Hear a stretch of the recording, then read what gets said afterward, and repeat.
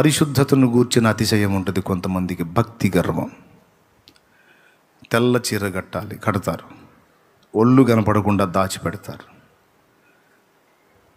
చాలా వాళ్ళు స్టిక్ పెట్టరు, గోల్డ్ వేయరు. చాలా జాగ్రత్తగా అసలు తమ సమస్త అవతారాన్ని బాహ్య ప్రపంచానికి, నిజంగా మనిషి అన్నా ఒక దేవదూత వస్తుందా, నువ్వు దేవదూతనేవు అన్నంతగా రెడీ అవుతారు. అవునా?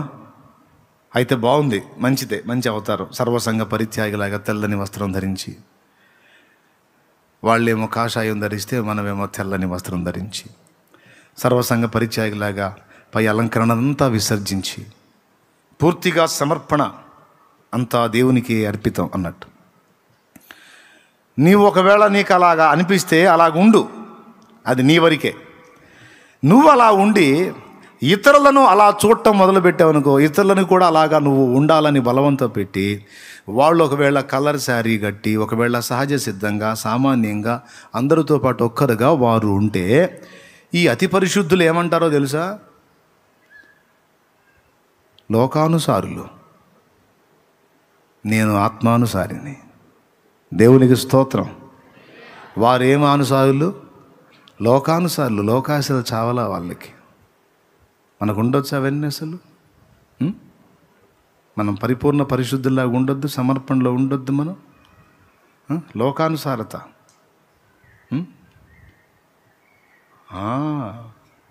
తన లోపల ఫీలింగ్, వాళ్ళని చూస్తే ఇన్సైడ్ ఒక రకమైన అసహ్యం, యావగింపు, తృణీకార భావం.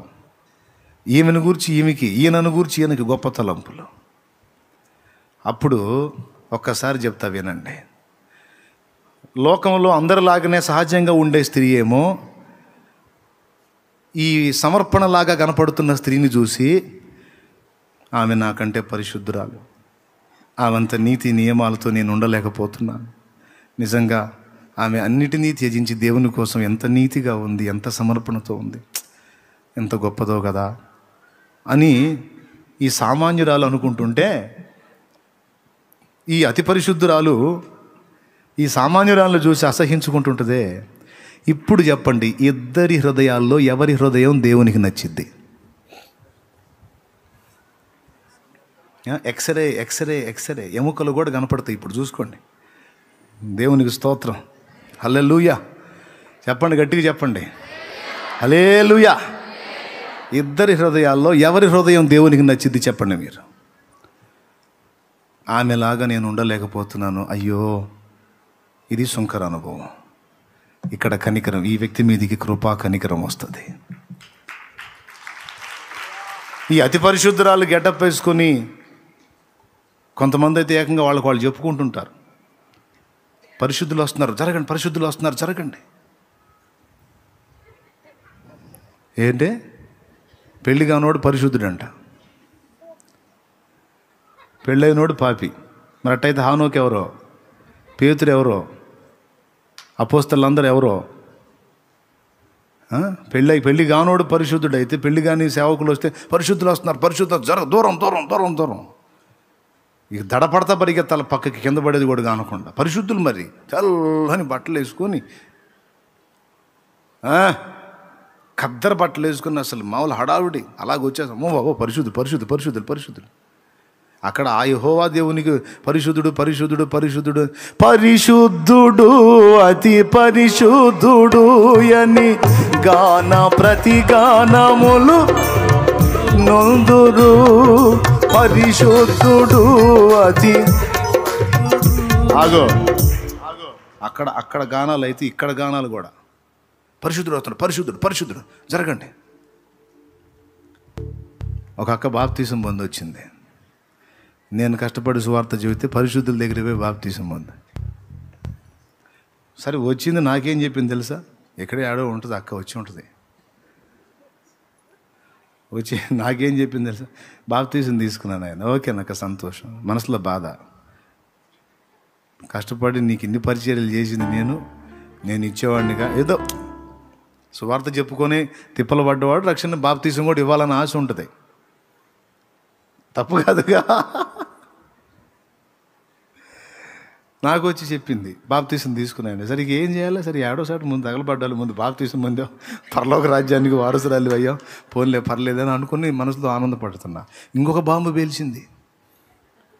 నేను ఉన్నోడిని అంతటితో ఆగొద్దు, ఉదాహరణ ఆక ఎక్కడ తీసుకున్నా అన్న, పరిశుద్ధుల దగ్గర తీసుకున్నా అంది. అప్పుడు నేనేవాడిని?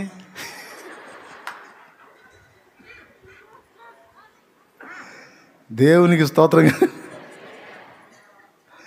మరి అంతేగా, నిన్ను అడిగాను చూడు, నాది బుద్ధి తక్కువ అనుకొని. అప్పటికి మళ్ళీ అట్లా అనకూడదాక, క్రీస్తు రక్తమును బట్టి మనం పరిశుద్ధులే, కానీ మనం పెళ్లి చేసుకున్నందునో, తెల్లని కద్దరు బట్టలు కట్టినందునో, లేకపోతే బంగారం తీసేసినందునో, లేకపోతే బొట్టు తీసేసినందునో పరిశుద్ధులు కాదు. యేసు రక్తము, యేసు రక్తము, యేసు రక్తము, ఆయన రక్తమును బట్టి పరిశుద్ధులు అని నేను చెప్పాను అనుకో, కుళ్ళిపోతాడు, వీడి దగ్గర తీసుకోలేదని అంటదిగా. ఎందుకు వచ్చిన గొడవ? అందుకని అప్పుడు అయ్యం కదిలించలే నేను. దేవునికి స్తోత్రం కలుగునుగా. హల్లెలూయా.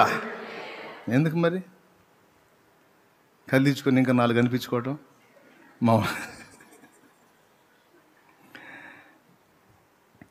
చెప్పండి.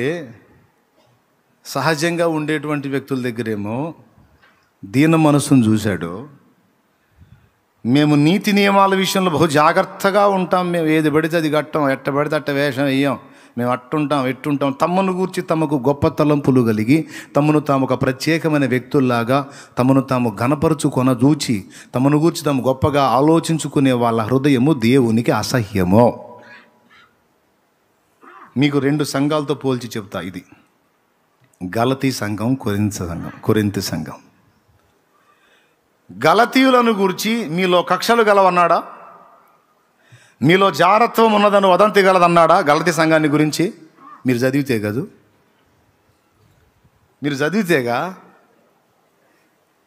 ఏం చేద్దాం, మీ దెబ్బ న్యూస్ పేపర్ కంటే దారుణం అయిపోయా బైబిల్. న్యూస్ పేపర్ అన్నా ఈ దరి నుంచి ఆ దరి చదువుతారు, కానీ బైబిల్ చదవరు కదా. చదివితే చెప్పండి, గలతీ సంఘముని ఈ మాటలు అన్నాడా?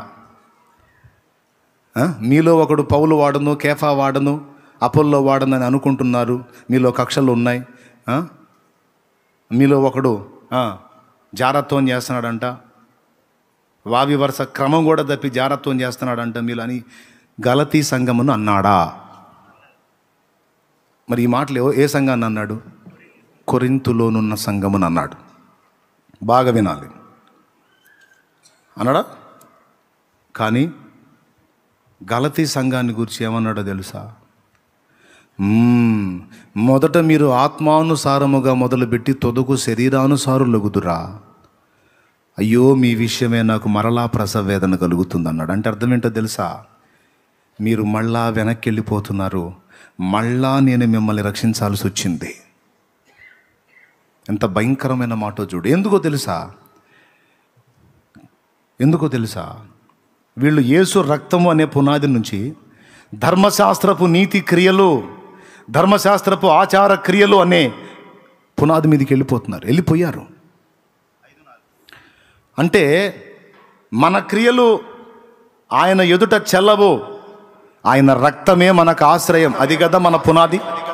పెద్దగా చెప్పండి, అదేనా కాదా? కానీ గలతీయులు ఎటుపోయారో తెలుసా?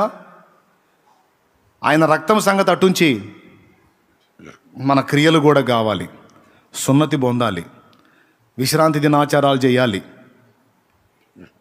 కొన్ని శరీర సంబంధమైన ఆచారాలు కూడా కలిగి ఉండాలి అని ఆచారాల ద్వారా దేవుని ముందు నీతిమంతులుగా నిలబడాలని అనుకున్నారు. ఈరోజు కూడా చెప్తున్నా, నీ వేషం ద్వారా, నీ అతి పరిశుద్ధురాలి గెటప్ ద్వారా, సంపూర్ణ సమర్పణ గెటప్ ద్వారా, ఇలాంటి ఏదో అవతారాన్ని, లేదో భాషని, ఏదో వ్యవహారాన్ని చూపించి దేవుని ముందు మెప్పు పొందకూడదాం అనుకుంటున్నావేమో. ఆ పప్పులు ఉడకవు. యేసు రక్తమే ఎవరికైనా దిక్కు, యేసు రక్తమే ఎవరికైనా ఆధారం. నీ వేషాలు, నీ భాష, నీ అవతారం, ఇవన్నీ నీ బిల్డప్. అది లేదా సమాజంలో కొంచెం అభ్యంతరకరంగా ఉండకుండాన్నట్లు సాధువుగా తగుమాత్రపు తగ్గింపుతో ఉండాలన్నట్టుగా నువ్వేదో తిప్పలు పడితే ఒకవేళ నువ్వు అలాంటి సిద్ధపాట్లో ఏది తెల్లబట్ట కట్టుకొని సమర్పణ కలిగి జాగ్రత్తగా ఉంటే ఏదో సమాజం తేడాగా అనుకోకుండా కాస్త జాగ్రత్తగా ఉండటానికి అంటే దీనురాలివై ఉండు, దీనుడవై ఉండు. దాన్ని బట్టి ఓవర్ యాక్షన్ చేసి నకరాలు పడ్డావు అనుకో, గలతీ సంఘం లెక్కలోకి వస్తావు.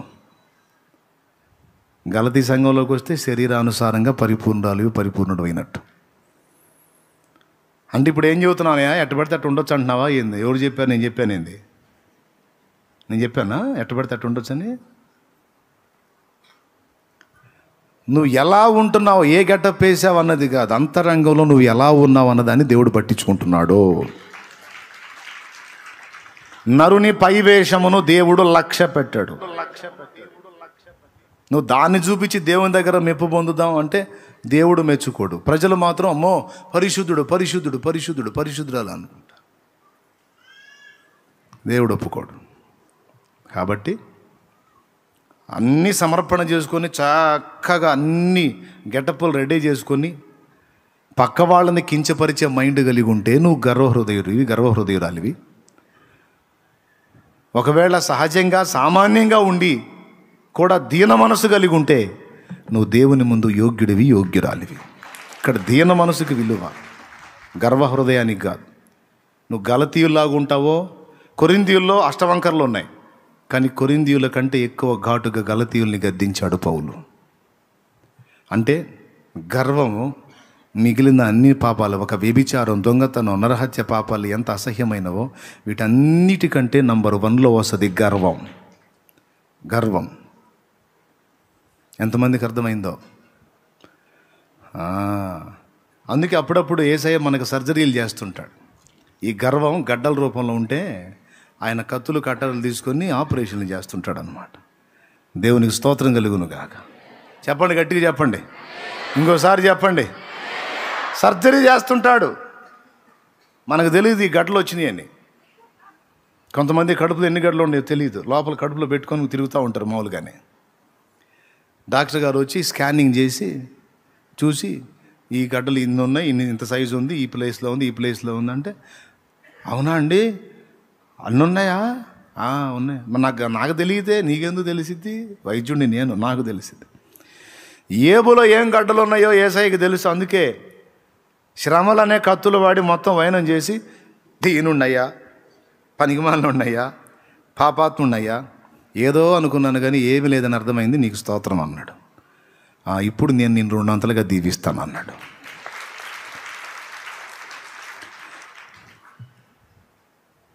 నేను అసహ్యుడను, నిజముగా నా వంటి అసహ్యుడు ఇంకొకటి లేడు. నా విషయమై బూడిదలోను ధూళిలోను పడి పశ్చాత్తాపడుతున్నాను.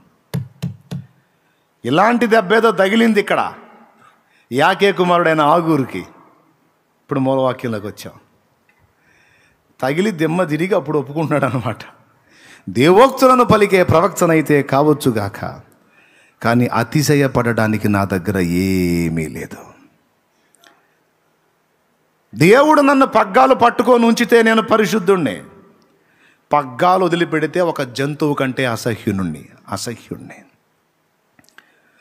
దేవుడు జ్ఞానం ఇచ్చి నడిపితే జ్ఞానవంతుణ్ణి, దేవుడు నన్ను వదిలితే వెర్రివాణ్ణి. అర్థమైందా? నువ్వు ఏదన్నా మంచిగా ఉన్నావు, మంచిగా బతుకుతున్నావు అంటే నీ గొప్పతనం కాదు. పరిశుద్ధాత్మ ఒక గుర్రానికి పగ్గాలేసి పట్టుకుంటారు, అట్ట పట్టుకున్నాడు నిన్ను. లేకపోతే అడవి గాడిది కంటే అసహ్యం నువ్వు. ఓవర్ యాక్షన్ చేయవాకు. దేవునికి స్తోత్రం. ఏమని ఓవర్ యాక్షను? పరిశుద్ధుణ్ణి, అతి పరిశుద్ధుణ్ణి అని చెప్తున్నాడు. ఎవ్వరు అన వీలు లేదు. అందరము ఆయన ఎదుట ఏమై ఉన్నామో మొదట మనం ఆ స్పృహను కలిగి ఉండాలి, తెలుసుకోవాలి. ఎంతమందికి అర్థమవుతుందండి? నిజంగా అర్థమవుతుంది? అర్థం కాకపోయినా చేతులు ఎత్తున్నారా? అర్థమైందా? రైట్. మనము గర్వహృదయం కాకుండా, ఇప్పుడు పేతురు ఉన్నాడు, మిగిలిన వాళ్ళు మౌనంగా ఉన్నప్పుడు ఆయన మౌనంగా ఉండొద్దు. హడావుడి అంతా దడే. కాపరిని కొట్టుదును, గొర్రెలు చెల్లాచెదురైపోవునని రాయబడినది నెరవేరుతుంది ఈ రాత్రి. మీరు అనేకులు నన్ను విడిచి వేరైపోతారన్నాడు. సిలువకు అప్పగింపబడబోయే రాత్రి యేసయ్య. మిగిలిన వాళ్ళు ఆశ్చర్యంగా చూస్తున్నారు, అదేంటయ్యా అని. వెంటనే పేతురు, ప్రభువా వీరందరూ నిన్ను వదిలిపోయిననేమి, నేను నిన్ను వదలను, నీకోసం నా ప్రాణం పెడతా అన్నాడు. ఏమన్నాడు? ఎందుకు అనవసరంగా ఎవరు సామి చెప్పినట్టు కదిలించుకొని తనులు తింటాం. కాకపోతే వెంటనే ఆయన ఏమన్నాడు, మిగిలిన వాళ్ళతో ఎవరితో మాట్లాడాల చూశాడు. పేతురికి వెళ్ళి, మిస్టర్ దడేష్ ట్రా ట్రా, ఏంటి ఏంటి అన్నా, నీకోసం నా వీరందరూ, మళ్ళీ వాళ్ళతో పోల్చి, వీళ్ళందరూ బలహీనలే ప్రభా, అంతా చెంచలేషులే, వెళ్ళిపోతారు, నేను మాత్రం స్థిరేష్ని, స్థిరంగా ఉంటా, నిలబడతాను, నీకోసం ప్రాణం ఇస్తా అంటే, అప్పుడు నువ్వు స్థిరేష్ కాదు అబద్ధేశ అవుతావు ఈ రాత్రి 3 సార్లు అన్నాడు. దేవునికి స్తోత్రం కలుగునుగా. ఈ రాత్రి తెల్లవారు కోడి కుయ్యక మునుపు ముమ్మారు ఆ యేసును నేను ఎరగనని నువ్వు చెప్పక మునుపు కోడి కుయ్యదు. నువ్వు చెప్పిన తర్వాతే కూసిద్ది. అంటే అర్థం ఏంటో తెలుసా? కోడి కోత కుయ్యక మునిపే. ఈ సంభాషణ జరుగుతున్నప్పుడు 10-12 అవుతుంది. అప్పటికే నైట్ చాలా అయింది. అప్పుడే గంటల వ్యవధిలోనే, గంటలకు ముందు ఏమన్నాడు, నీకోసం ప్రాణం పెడతా అన్నాడు. పట్టుకున్నాడు, దా ఇట్రా, నీకు బాగా ఎక్కువైందిరా అంటే, వీళ్ళందరికంటే నువ్వు మంచోడు అనమాట. వీళ్ళందరికంటే నేను చెప్పా తేడా పడతారని. మౌనంగా ఉండొద్దును, ఎందుకు నీకు, వీరందరూ పోయిననేమి, నేను నీ కొరకు ప్రాణం పెట్టుదును అంటే, ఈ రాత్రి తెల్లవారక మునిపే, కోడి కుయ్యక మునిపే యేసును ఎరగనని ముమ్మారు నువ్వు అబద్ధాలు ఆడుతా ఉన్నాడు. ప్రాణం పోయినా ఆడినావు, సరే తేలుద్దాంలే. చివరికి ఏమైందో మీకు తెలుసు. పలికింది యేసు. దీన్ని బట్టి ఏమర్థమైంది మీకు? పేతురు తన్ను గురించి తను ఎలాంటి తలంపు కలిగి ఉన్నాడో, తన సాటి సహోదరుల గురించి ఎలాంటి తలంపు కలిగి ఉన్నాడో అక్కడ బయటపడింది. ఇతరుల కంటే తను తాను గొప్పగా ఊహించుకున్నాడు, తను తాను యోగ్యునిగా ఎంచుకున్నాడు. ఆ తత్వం తనలో వేళ్ళూనుకొని ఉంది. వెంటనే దానికి విరుగుడు మాట్లాడేశాడు. నువ్వు అనుకుంటున్నావు నాకు నమ్మకస్తుడైన శిష్యుడు అని, నీ ఫీలింగ్ అది. వీళ్ళే నా అబద్ధాలు ఆడు, నువ్వైతే 3 సార్లు ఆడతావు పో అన్నాడు. ఎప్పుడైతే మనం మన అతిశయాన్ని, మన నమ్మకత్వాన్ని బట్టో, పరిశుద్ధతను బట్టో, నీతిని బట్టో, యథార్థతను బట్టో, మంచితనాన్ని బట్టో, తగ్గింపును బట్టో దేవుని ముందు మనం యోగ్యులంగా కనబడటానికి ట్రై చేస్తే పెళ్ళుమని ఎరగొడతాడు దేవుడు. ఇంక రెండో పని చేయడు. కాబట్టి ఆ విధమైనటువంటి పరిస్థితులకు మనం వెళ్ళకుంటున్నట్లు, మనం కలిగి ఉన్న నీతి నియమాలను బట్టి గర్వ హృదయులమై అపవాది యొక్క జోడిలోకి మనం చేరకుంటున్నట్లు దేవుడు పనిగట్టుకుని మనలో దాగి ఉన్న పాప రూపం ఏమిటో అప్పుడప్పుడు కొన్నిసార్లు మన కళ్ళ ముందు దాన్ని ఆవిష్కృతం చేస్తాడు. చూడరా నీ బతుకు, చూడమ్మా నీ సంబడం చూడు, ఎచ్చులు పడుతున్నావు చూడు. అప్పుడు ఏడుస్తాను అన్నమాట. ఎట్లా చేశాను, ఎట్లా ఆలోచించాను, ఎట్లా ఇంత దురుసుగా ప్రవర్తించాను, ఎందుకంత నీచంగా ప్రవర్తించాను, ఎందుకు అలాగ చేశాను, ఎందుకు అలా.